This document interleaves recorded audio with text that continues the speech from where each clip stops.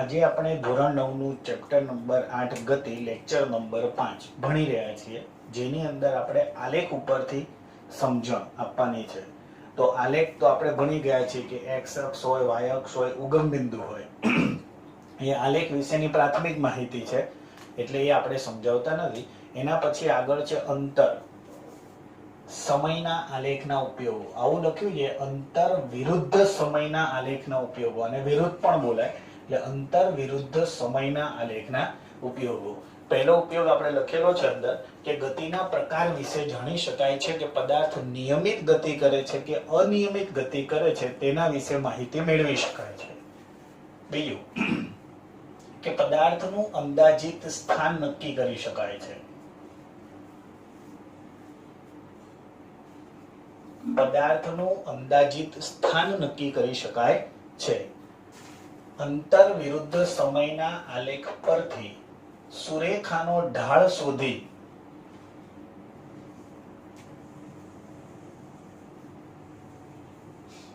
પદાર્થની ઝડપ શોધી શકાય છે.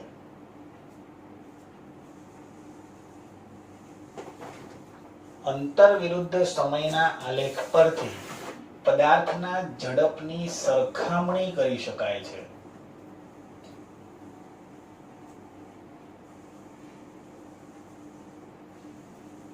પછી એક જ આલેખ પત્ર પર સીધા રસ્તા પર, એક જ આલેખ પત્ર પર સીધા રસ્તા પર જુદી જુદી ઝડપે ગતિ કરતો પદાર્થ ક્યાં અને ક્યારે મળશે તેના વિશેની માહિતી મેળવી શકાય છે. છેલ્લો મુદ્દો, એક જ આલેખ પત્ર પર સીધા રસ્તા પર ગતિ કરતો પદાર્થ જુદી જુદી ઝડપે ગતિ કરતો પદાર્થ ક્યાં અને ક્યારે મળશે તેના વિશેની માહિતી મેળવી શકાય છે. આ 2 માર્ક્સનો પ્રશ્ન છે, પરીક્ષાની અંદર પૂછાયેલો. જેમ અંતર વિરુદ્ધ સમય હતો એમ વેગ વિરુદ્ધ સમયના આલેખના ઉપયોગો. તો પહેલું, વેગ વિરુદ્ધ સમયના આલેખ પરથી પદાર્થ નિયમિત ગતિ કરશે કે અનિયમિત ગતિ કરે તેના વિશેની માહિતી મેળવી શકાય છે. વેગના મૂલ્યમાં થતા ફેરફાર વિશેની માહિતી મેળવી શકાય છે. આખું વાક્ય આવું છે, વેગ વિરુદ્ધ સમયના આલેખ પરથી પદાર્થના વેગના મૂલ્યમાં થતા ફેરફાર વિશે માહિતી મેળવી શકાય છે. આલેખ દ્વારા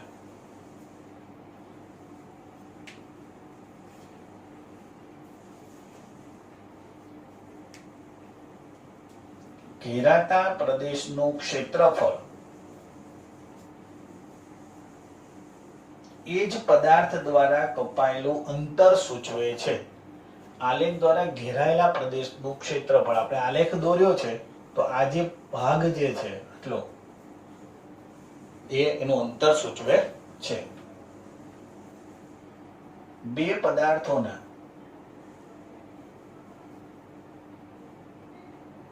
વેગના મૂલ્યોની સરખામણી કરી શકાય છે.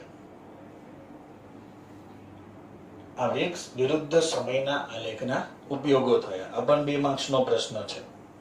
હવે છે ગતિ અથવા નિયમિત પ્રવેગી ગતિના સમીકરણ મેળવો. આપણી પાસે 3 સમીકરણ છે. ગતિ અથવા નિયમિત પ્રવેગી ગતિના સમીકરણ મેળવો. જ્યારે પદાર્થ સુરેખ પથ પર ગતિ કરે છે ત્યારે, એટલે પદાર્થ ક્યારે સુરેખ પથ હોવો જોઈએ અને અચળ પ્રવેગી ગતિ કરતો હોવો જોઈએ, ત્યારે વેગ, પ્રવેગ અને અંતર ને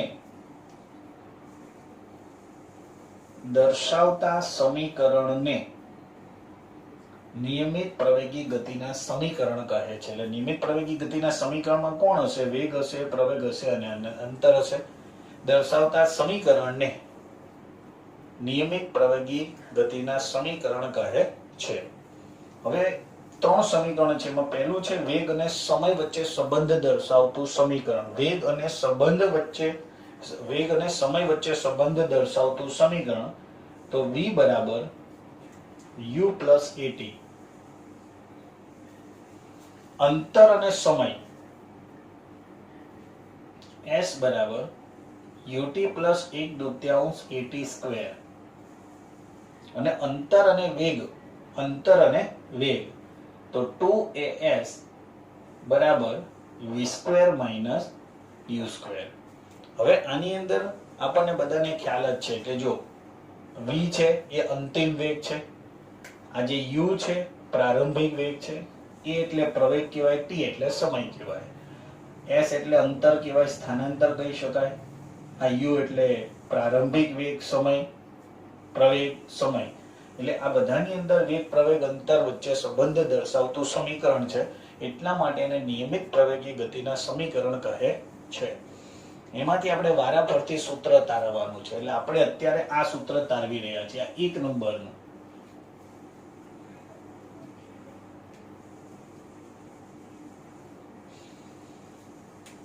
અચળ પ્રવેગી ગતિનું સમીકરણ v બરાબર u પ્લસ at તારવો. આપણે આલેખ દોરેલો છે, હું સમજાવી દઉં. આલેખની અંદર આ સમય અક્ષ છે, આ વેગ અક્ષ છે, જેને આપણે અહીંયા x અક્ષ પણ કહીએ તો y અક્ષ કહેવાય. એટલે x અક્ષ તરીકે સમય અક્ષ છે, y અક્ષ તરીકે વેગ અક્ષ છે. પદાર્થનું પ્રારંભિક સ્થાન u છે, ત્યાંથી એ અચળ પ્રવેગી ગતિ કરીને સ્થાન b ઉપર આવે, એટલે અહીંયા એનો વેગ u છે, અંતિમ વેગ એનો v છે. પણ જ્યારે આપણે આવી રીતે લખીએ ત્યારે આપણે એને વેગ જોતો હોય તો વેગ અક્ષ ઉપર જવાય, એટલે અહીંયા આપણે u લખ્યો છે. એવી જ રીતે અહીંયાથી આ વેગ અક્ષ ઉપર લંબ દોરીએ તો v આપણને અહીંયા મળે. એવી જ રીતે સમય જોઈએ કે u એટલે પ્રારંભિક વેગ a, પ્રારંભિક વેગ u હતો, સ્થાન a ઉપર હતો, ત્યારે t અહીંયા આપણે 0 લઈએ. જ્યારે b સ્થાન ઉપર આવે છે ત્યારે એનો સમય લઈએ તો t એટલે t સમય હતો. વેગ વિરુદ્ધ સમયનો આલેખ દર્શાવ્યો છે. આલેખ પરથી પ્રારંભિક વેગ u એટલે બિંદુ a, અંતિમ વેગ v એટલે અંતિમ વેગ અહીંયા આવે b ઉપર છે, વેગ a જેટલા અચળ પ્રવેગથી વધે છે, એનો વેગ છે એ જેટલા અચળ દરે શું થાય, વધે છે. આલેખ પરથી પ્રારંભિક વેગ oa, પ્રારંભિક વેગ એટલે આટલો કહેવાય, એટલે અહીંયાથી આ બાદ કરવું પડે, ઉપરનામાંથી નીચેનું બાદ કરો તો u - 0, તો કહેવાય શું, તો u જ કહેવાય. અંતિમ વેગ bc, આ bc, પણ વેગ જોતો હોય તો વેગ અક્ષ ઉપર જવું પડે, એટલે v - 0 તો કહેવાય v. સમય oc એટલે સમય oc, t - 0 તો એને કહેવાય t. હવે OC ને સમાંતર રેખા, આ OC છે ને સમાંતર રેખા આપણે દોરી છે, એનું નામ છે AD દોરેલ, બરાબર. એના પછી કે આલેખ ઉપરથી સ્પષ્ટ છે કે BC છે, BC આખું, તો એના બે ટુકડા કહેવાય, એટલે આપણે આવું લખી શકીએ કે BD પ્લસ DC. હવે BC બરાબર BD લખું પ્લસ આ DC છે તો એટલો ને એટલો આ AO છે અથવા OA કહેવાય, તો અહીંયા હું લખું OA. હવે આ બધાની કિંમત મૂકો. BC, જો BC અહીંયા લખેલો છે એની કિંમત છે V, BD ની નથી, શોધવાની છે. OA ની U. આ BD ને હું કરતા બનાવું તો U ને આ બાજુ મોકલું તો પ્લસ છે તો માઇનસ થઈ જશે, તો BD બરાબર V માઇનસ U. અને આપો સમીકરણ નંબર 1. આ સેના ઉપરથી સમજાવ્યું તો કે BC છે, આ બે ટુકડા છે, આ ટુકડાની જગ્યાએ આ મૂક્યો એટલે OA ની કિંમત આપણે U મૂકી અને V મૂકીને BD એમનો એમ રાખ્યો, એટલે BD આપણું બન્યું V માઇનસ U. હવે આપણે પ્રવેગ વિશે જાણીએ છીએ કે પ્રવેગ બરાબર શું કહેવાય, તો પ્રવેગ બરાબર a. ઉપર આપણે એના સૂત્રમાં લખતા હતા વેગમાં થતો ફેરફાર અને છેદમાં લખતા હતા સમય, તો એ બરાબર. હવે વેગમાં થતો ફેરફાર તો પ્રારંભિક વેગ થી અંતિમ વેગ આટલો જ છે, એટલે આવી રહ્યો, એને શું કહીએ છીએ તો કે BD કહેવાય.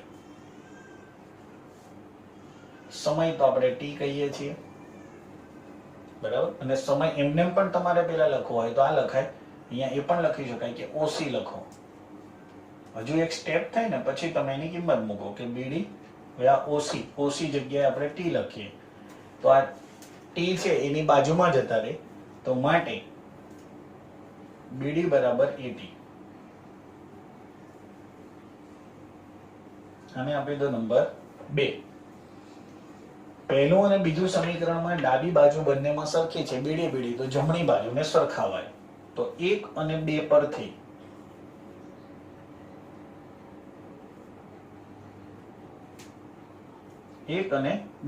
આપણે આ બંનેને સરખાવો તો v - u બરાબર 80. હવે આપણું પેલું સમીકરણ જુઓ v જોતો જ એટલે u ને આપણે પેલી બાજુ લઈ જવું તો v = u + 80. આપણે જે જોઈતો તો એ સમીકરણ મળી ગયું. આપણે જોઈતો તો v = u + 80 એટલે v = u + 80 સમીકરણ આપણને મળી ગયું.